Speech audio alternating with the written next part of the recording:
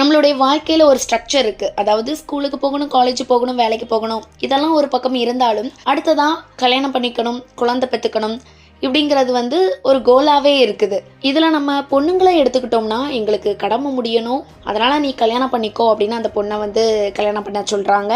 இது ஆண்களை எடுத்துக்கிட்டோம்னா, இவன் ரொம்ப சுத்தி திரியிறான், இவனுக்கு ஒரு கால் கட்டு போடணும் அப்படின்னு சொல்லிட்டு ஒரு கல்யாணம் பண்ணி வைக்கிறாங்க.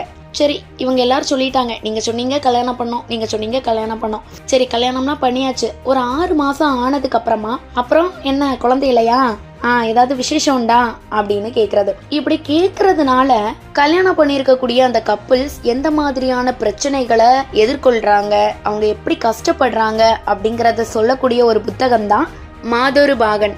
பிரபலமான எழுத்தாளர் பெருமாள் முருகன் எழுதிய ஒரு புத்தகம்.